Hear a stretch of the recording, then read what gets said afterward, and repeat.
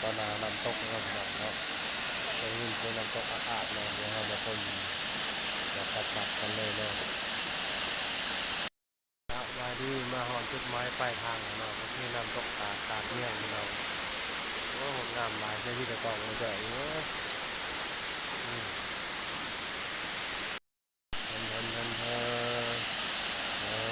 สวรรค์เมืองต้นสักเลยเนาะสักหนึ่งสองสามสี่หาสัตว์เนาะ6 7 8 9สัตว์ทั้งหลุมนับสักพอดี9 สัตว์หน่อยเนาะสำหรับสัตว์ใหญ่อยู่ที่1 2 3 4 5 6 สัตว์เนาะพี่น้องเนาะสัตว์ใหญ่เนาะถ้านับสัตว์หน่อยก็ที่9 สัตว์เนาะเราตามหรือว่าต่างบ้านข่าวต่างเมืองมันก็มาเราส้มเหมือนกันเนาะ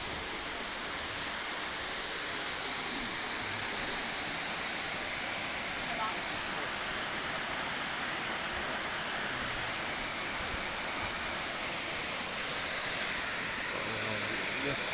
no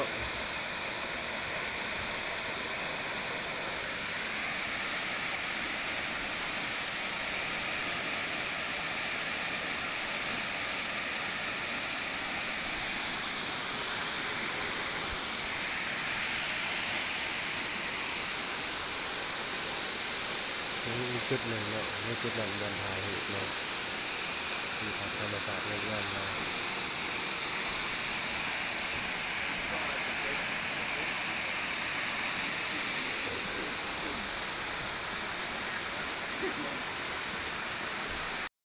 เดี๋ยวยางลงไปอีกสั้นหนึ่งพี่น้อง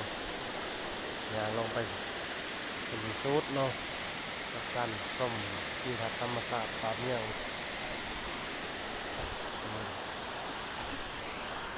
ข้างก็แบบว่าลุกลังต้องระวังเป็นพิเศษนะพี่น้องเนาะ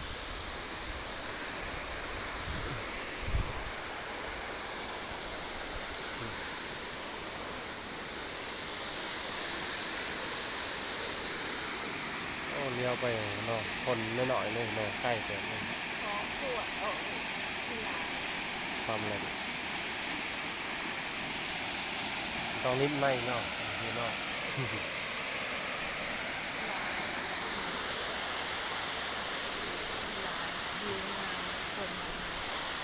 แล้วลุงเสือขยาวมาเนาะ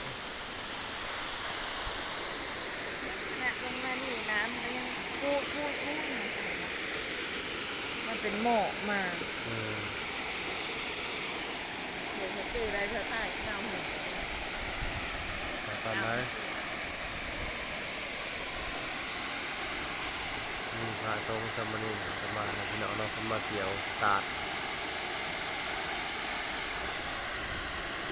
มันเราถ่ายแล้วมันจะบอกคือมาอย่างลงไปดังกันเนาะไปต้นหลุมเลยเนาะ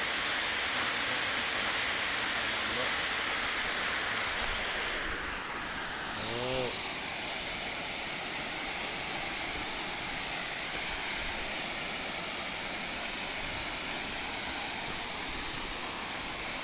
ต้นตามเนี่ย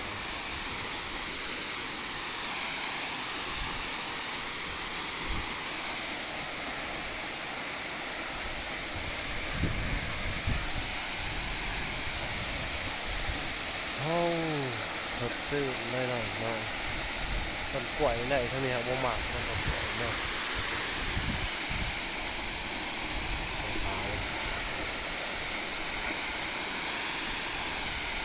ไม่รับรองเนี่ยหนาวเป็นสิถ่ายเนาะ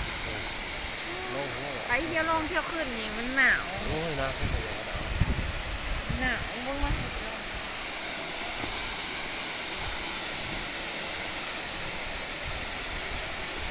ไปเที่ยวไปถ่ายต้องโง่จริงมันขึ้นมีหนาว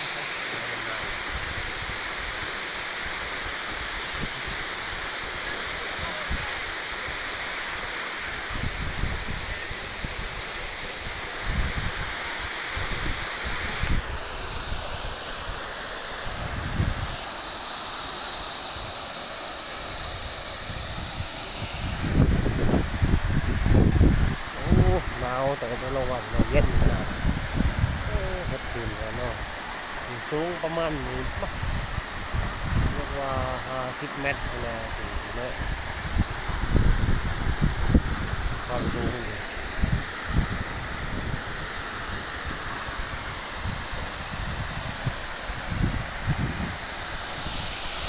ประมาณ50 เมตรนะครับ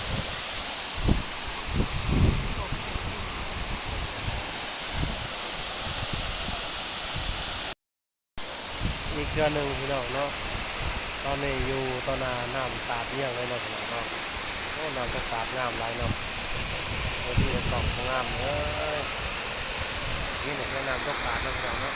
เห็นอยู่ปะเห็นอยู่ปะโอ้งามหลายเนาะง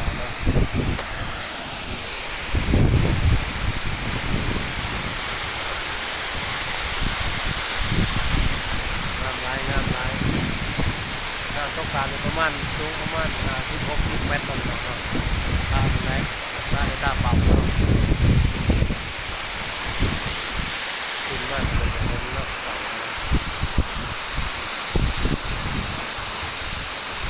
เนี่ยเอากล่องล้างเลยเนาะบินไหลเนาะน้ำตกตาดงามเลยเนาะโอ้ลายสั่น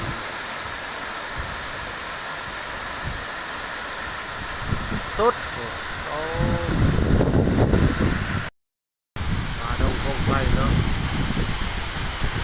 ริมรัวแคมน้ำตกตาดที่ต้นกล้วยปลาต้นไม้ต่างๆเนาะอยู่ตามดินภูเนาะโอ้งามหลายเป็นสวรรค์เมืองพ้นบอลหนึ่งเนาะสามารถมาเที่ยวชมได้เด้อเมืองปากซองแขวงตะวันตกเมืองปากซองเมืองปากเซ่เนาะแขวงจำปาสักเมืองจำตะวันตกได้บอกผิดนะเนาะ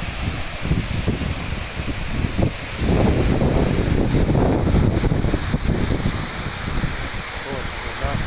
ครบเนาะ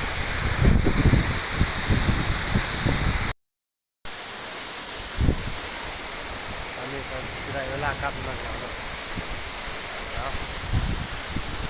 ทำไรสีเขาซีเรียสใส่มาเที่ยวใต้เนาะเดี๋ยวเขาลงลุมก่อนจักหน่อยหนึ่งเนาะ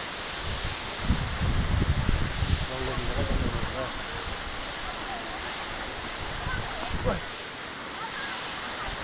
ถ้าจะบนตลาดตรงนี้โอ้จะตลาดเนาะระวังน้ำแรงมากเนาะ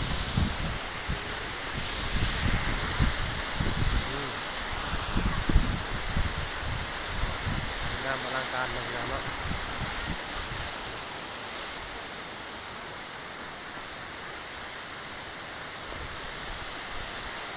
ลงลุมหน่อยเนาะนี่ใครเนี้ยเนาะใส่ไล่ขันน้ำพวกไทยใกล้ที่ใครเนี้ยเนาะมีเงินด่านน้ำไหลลงมาเนาะเขากำลังลงไปหลุมเนาะด่าแต่คนผมลงไปอีกนะที่เย็นครับเราเป็นแบบนี้พัดจังหวะเนาะ ก็ที่น้ำประทานหมดจะลงกันตับข้างเลย